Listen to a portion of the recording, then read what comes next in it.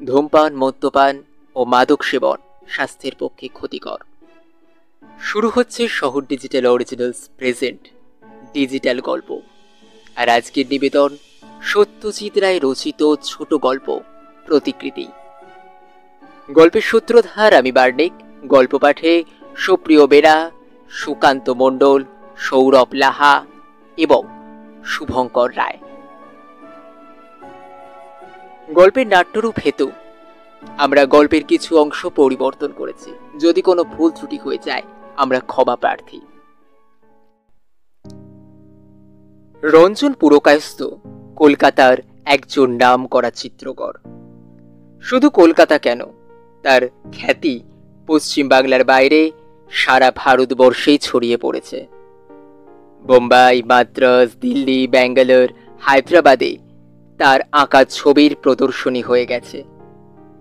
ছবি বিক্রি করেই পুরকায়স্থ মশাইয়ের রোজগার, এবং সে রোজগার রীতিমতো ভালো। গত মাসেই বোম্বাইতে তার একখানা অয়েল পেন্টিং ৩৫,০০০ টাকায় বিক্রি হয়েছে।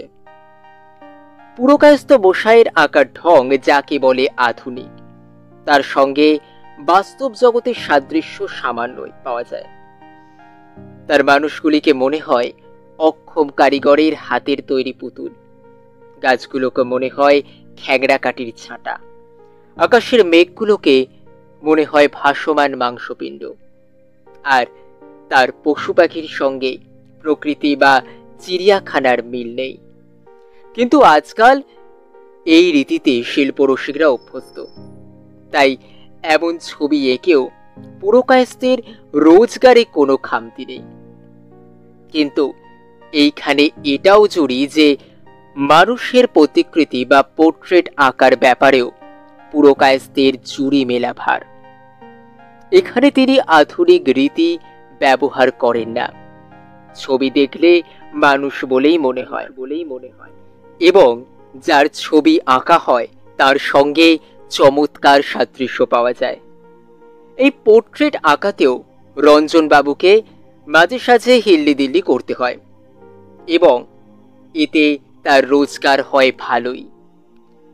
প্রমাণ সাইজের একটি অয়েল পেন্টিংয়ে তিনি ১৫,০০০ টাকা করে নেন।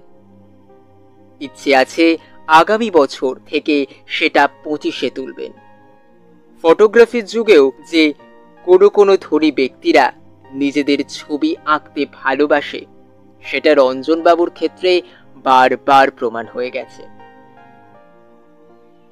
এক রবিবার সকালে রঞ্জনবাবুর রিচি রোডের সুসজ্জিত ফ্ল্যাটে এক ব্যক্তির আগমন হলো। দেখেই বোঝা যায় ইনি অর্থবান। লম্বা, দশাশয় চেহারা, পরনের সিল্কের স্যুট, হাতে ৫ আঙুলে আংটি, চেহারায় ব্যক্তিত্বের ছাপ পরিষ্কার। ভদ্রলোক বললেন তার নাম শ্রীবিলাস মল্লিক। মল্লিক মশাই শখ রঞ্জন পুরকায়স্থকে দিয়ে নিজের একটি পোর্ট্রেট আঁকেন, এবং সেটি হবে লাইফ সাইজ পূর্ণাঙ্গ পোর্ট্রেট। তার জন্য যা খরচ লাগে তা তিনি দিতে রাজি আছেন। রঞ্জনবাবু ভদ্রলোকের নাম শুনে চিনলেন তিনি কলকাতার সবচেয়ে অর্থবান ব্যবসায়ীদের মধ্যে অন্যতম। কত মূল্য লাগবে জিজ্ঞাসা করলেন শ্রীবিলাস মল্লিক। ৫০,০০০। সোজাসুজি বললেন রঞ্জন পুরকায়স্থ। খদ্দের এক কথায় রাজি। রঞ্জনবাবুর হাতে একটা অসমাপ্ত ছবি ছিল, একটা বড় পেন্টিং, যেটা শেষ করতে লাগবে আরো ৭ দিন। সেই হিসাব করে মল্লিক মশাইকে দিনক্ষণ বলে দিলেন শিল্পী। রোজ সকালে ৯টায় ১ ঘন্টার জন্য সেটিং দিতে হবে। ছবি শেষ হবে কতদিনে জিজ্ঞেস করলেন শ্রীবিলাস মল্লিক। দিন ১৫। বললেন রঞ্জন পুরকায়স্থ। Very well. আপনার আগাম কিছু লাগবে কি? আগে না না। কোনো বড় কাজে হাত দেবার আগে রঞ্জনবাবু তার গুরুর কাছ থেকে আশীর্বাদ নিতেন। বাবাজির নাম সরলানন্দ স্বামী। ১০ বছর আগে রঞ্জনবাবু এনার শিষ্যত্ব গ্রহণ করেন। অনেক ব্যাপারেই এর পরামর্শ নেন। স্বামীজিও তার শিষ্যকে খুবই স্নেহ করেন। ভদ্রলোকের অনেক ক্ষমতা, তার মধ্যে ভবিষ্যৎবাণী একটি। শিষ্যের কাছে সব শুনে টুনে মিনিট তিনেক ধ্যানস্থ থেকে স্বামীজি বললেন, সংকট আছে, কি সংকট স্বামীজি? অনেক বিপত্তি। এই কাজটা নিয়ে তুই ভালো করিসনি। তবে কি ভদ্রলোককে বারণ করে দেব? বাবাজি আবার চোখ বুঝলেন আর বসে বসে আগু পিছু দুলতে লাগলেন। প্রায় 5 মিনিট এইভাবে চলার পর বাবাজি আবার চোখ খুললেন। রঞ্জনবাবু উৎকণ্ঠিত চিত্তে গুরুর দিকে চেয়ে আছেন। গুরু বললেন, শেষ পর্যন্ত সব বিপত্তি উপরে সাফল্যই দেখতে পাচ্ছি। না, লেগে পড় কাজে। রঞ্জন পুরকায়স্থ পরম নিশ্চিন্তে বাবার পদধূলি নিয়ে তার কাছ থেকে বিদায় গ্রহণ করলেন। শনিবার 7ই মাঘ শ্রীবিলাস মল্লিকের পোর্ট্রেট আঁকার কাজ শুরু হলো। মল্লিক মশাই আমোদে মানুষ, আগেই জেনে নিলেন মাঝে মাঝে কথা বলা যাবে কিনা। সচরাচর এ ব্যাপারে রঞ্জন পুরকায়স্থ অনুমতি দেন না, কিন্তু এত বড় খদ্দেরের বেলা তাকে হ্যাঁ বলতে হলো। তবে ঘাড় ঘোরানো চলবে না। কথা বললে একদিকে, অর্থাৎ তার ডান কাঁধের দিকে চেয়ে বলতে হবে। ক্যানভাসে চারকোলের প্রথম টান যখন পড়ল তখন সকাল 9:15।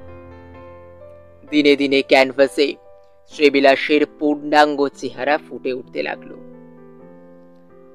অত্যন্ত নিপুণ শিল্পী, তাতে সন্দেহ নেই। তবে এই অবস্থায় তার কাজ দেখার লোক একমাত্র শিল্পী নিজেই।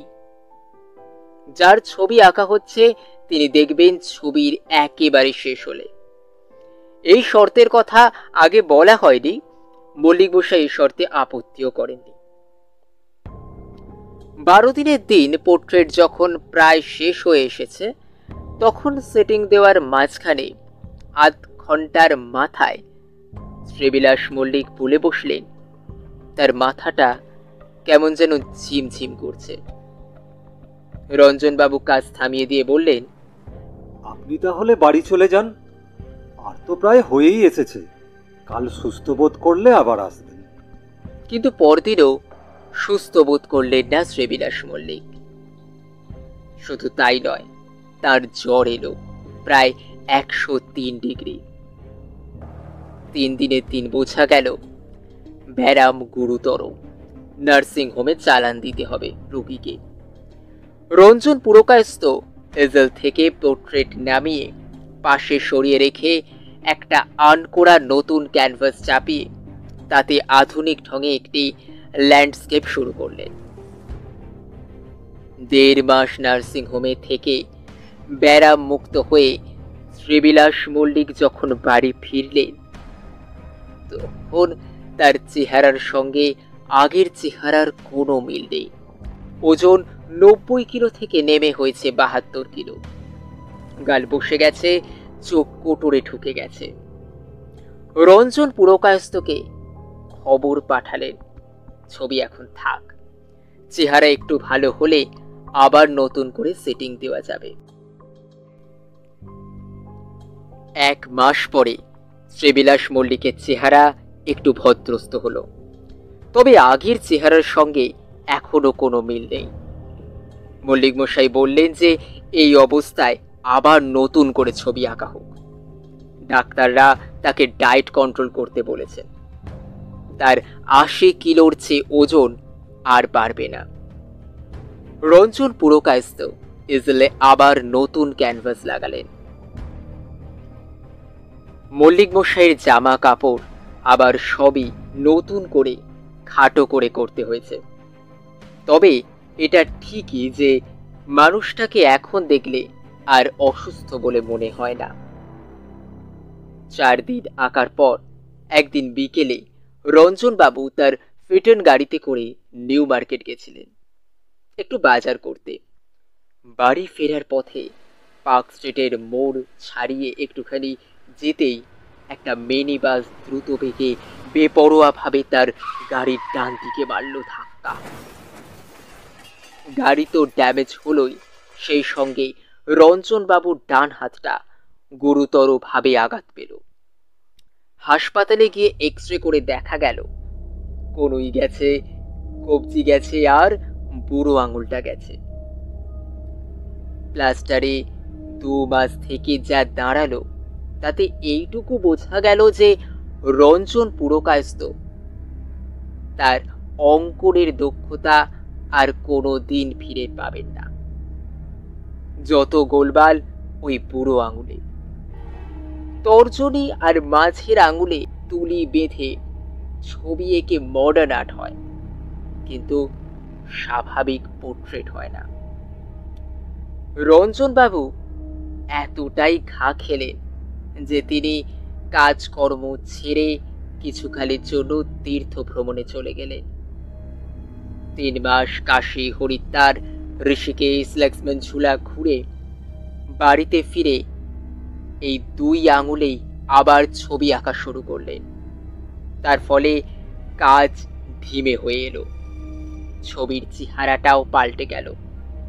এই ছবির জন্য আর 30-35 হাজার টাকা চাওয়া যায় না। রঞ্জনবাবু বুঝলেন যে তার আবার নতুন করে বাজার তৈরি করতে হবে।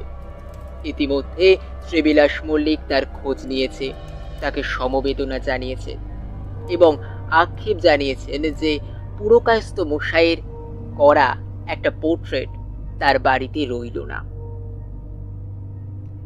আরো 3 মাস পরিশ্রম করে 2 আঙুলে তুলি চালিয়ে রঞ্জন পুরকায়স্থ মোটামুটি একটা নিজস্ব স্টাইল উদ্ভাবন করেছেন এবং ক্রমে তার আঁকার কদর বাড়ছে। এর মধ্যে একদিন রবিবার সকালে চাকর এসে তার স্টুডিওতে খবর দিল যে একজন ভদ্রলোক পুরকায়স্থ মশাইয়ের সঙ্গে দেখা করতে এসেছেন। একে আপনি চেনেন? বলল চাকর। রঞ্জনবাবু নিচে নেমে এলেন। বৈঠকখানায় ঢুকে তার চক্ষু চড়ক গাছ। তিনি কি স্বপ্ন দেখছেন? তার সামনে দাঁড়িয়ে আছেন সেই দশাশই চেহারার এবং হুবহু আগের সেই চেহারার শ্রীবিলাস মল্লিক। কি ব্যাপার বলুন তো? জিজ্ঞাসা করলেন রঞ্জন পুরকায়স্থ। কিছুই না, আমি অত্যন্ত ভোজনপ্রিয় মানুষ, ডাক্তারের কথা রাখতে পারলাম না। ডায়েট কন্ট্রোল আমার দ্বারা আর হলো না, তাই দেখতে দেখতে আগের চেহারায় এসে গেছি। আপনি ছবিটা নষ্ট করে ফেলেননি তো? মোটেই না, তবে তাতে 2-1টা আঁচড় দিতে হবে, সে আমি 2 আঙুলেই পারবো। আপনি একবার কাল সকালে ঘন্টাখানেকের জন্য আসতে পারবেন কি? বিলক্ষণ বিলক্ষণ। আর আপনার রেটটাও তো এতদিনে নিশ্চয়ই বেড়েছে। ওই পোর্ট্রেটের জন্য যা দর ধরা হয়েছিল, আমি এখন তার চেয়ে কিছু বেশি দিতে চাই। আশা করি আপনার কোনো আপত্তি হবে না।